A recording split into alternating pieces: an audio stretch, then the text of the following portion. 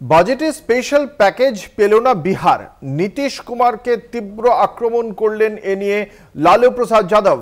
মোদির কাছে আত্মসমর্পণ করেছেন নীতিশ কুমার, এমনটাই বক্তব্য লালু প্রসাদ যাদবের। আপনারা সকলেই জানেন লালু প্রসাদ যাদব, তারই পুত্র তেজস্বী যাদব এই মুহূর্তে আরজেডির প্রধান।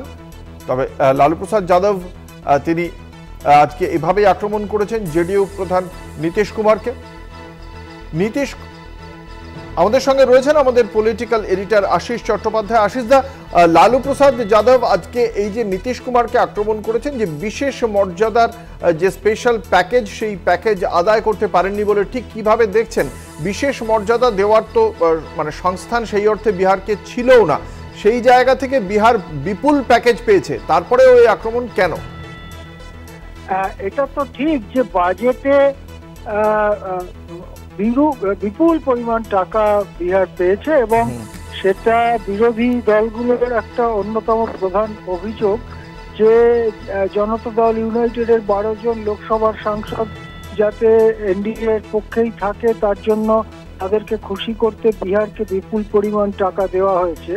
টাকার প্রশ্নটা লালু প্রসাদ যাদব তোলেননি, তিনি মর্যাদার প্রশ্ন তুলেছেন, অর্থাৎ বিশেষ প্যাকেজ দেওয়ার কথা বলেছেন। বিশেষ প্যাকেজ বলতে নানান লোকে নানান রকম কথা বলে তার অর্থটা, তবে একটা অর্থ এই যে বিভিন্ন প্রকল্প যেগুলো হয় রাজ্যের মধ্যে, তাতে কেন্দ্রীয় সরকার এবং রাজ্য সরকারের মধ্যে যে টাকার ভাগাভাগি হয়, বিশেষ প্যাকেজ পেলে সেই টাকা অনেক বেশি পরিমাণ কেন্দ্রীয় সরকার দেয় অথবা অনেক প্রকল্প কেন্দ্রীয় সরকার নিজেই করে। এই দিক থেকে একটা বিশেষ প্যাকেজ বলে অনেক সময় মনে করা হয়। সেরকম কোনো ঘোষণা যেহেতু নির্মলা সীতারামনের বাজেটে পাওয়া যায়নি, সেই বিশেষ ব্যাপারটিকে লালু প্রসাদ যাদব ধরতে চেয়েছেন। এক কথায় বলা যেতে পারে লালু প্রসাদ যাদব বিহারের বঞ্চনার কথা তুলেছেন এবং তিনি বলেছেন যে এতৎ সত্য নীতিশ কুমার যে চুপচাপ হয়ে রয়েছে তার কারণ নীতিশ কুমার বিজেপির কাছে আত্মসমর্পণ করেছে। এটা একেবারে খাঁটি কথা, আত্মসমর্পণ তো বিজেপির কাছে করেছেই।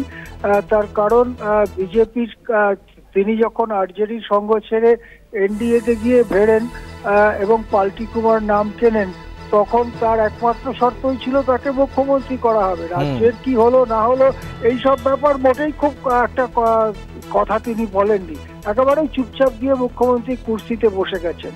সুতরাং সারেন্ডার তো করেছেনই, আত্মসমর্পণ করেছেন। সেই প্রশ্নটা এখন লালু প্রসাদ যাদব সামনে তুলে আনছেন।